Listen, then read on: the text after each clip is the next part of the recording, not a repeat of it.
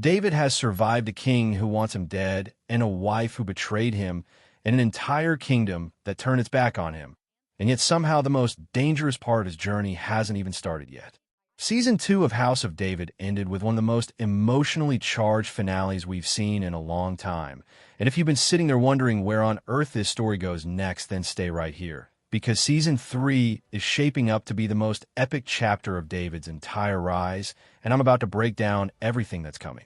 Let's go back to where Season 2 left off, because everything that happens in Season 3 is a direct consequence of those final moments. Saul completely shattered whatever was left of his sanity and went after David with everything he had. David managed to escape without raising a hand against the king, because even at his lowest point, that man refused to dishonor God's anointed. Michal, on the other hand, chose fear over love. She stayed behind and lied to her own father in a way that will permanently scar her relationship with David going forward. Jonathan, however, showed us exactly what true loyalty looks like.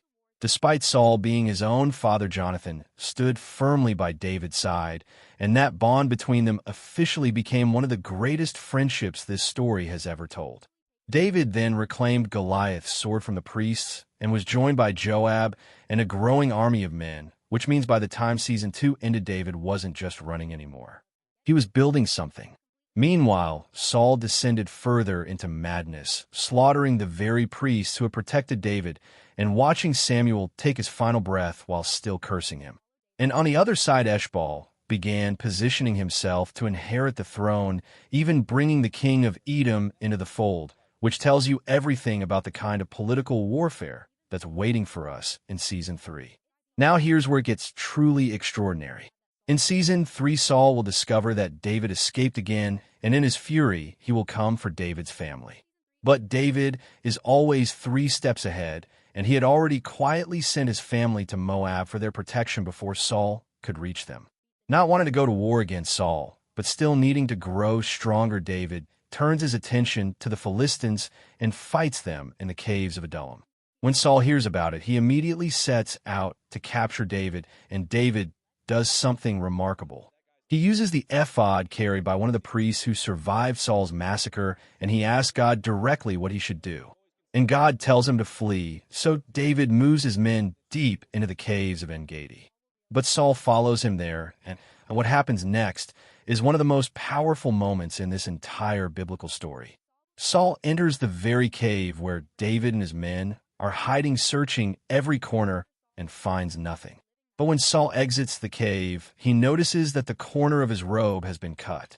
And that's when the full weight of the moment hits him. David had been standing right beside him the whole time, close enough to kill him, and he chose not to. Think about that for a second. The man who has made David's life a living nightmare. The man who threw spears at him. The man who drove him into the wilderness. And David stood there in the dark with a sword and walked away.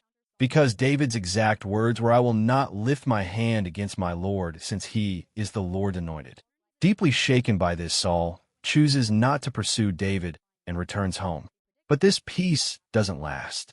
David will later encounter Saul again in the wilderness of Ziph, and once again he will spare his life, refusing to let revenge define who he is.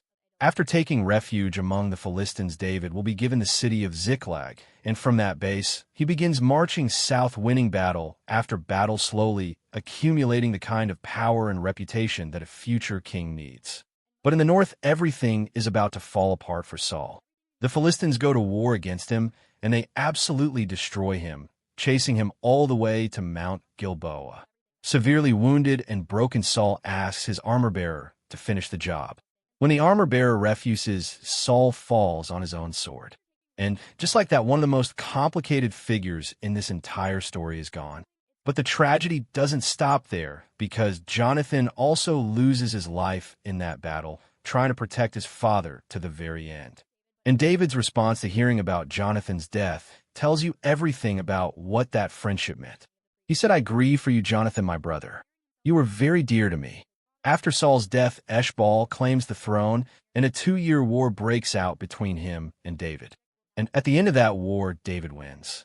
He becomes king of Israel at the age of 30.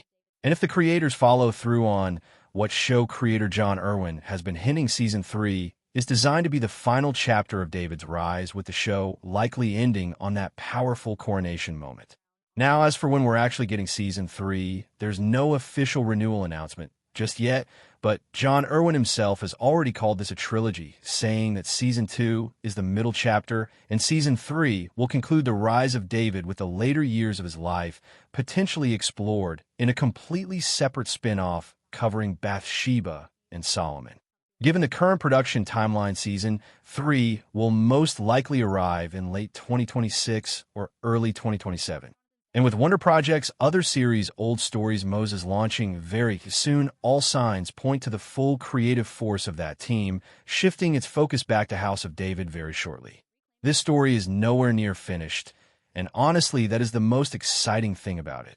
If you want to stay ahead of every update, every breakdown, and every detail about House of David Season 3, make sure you subscribe so you never miss a thing.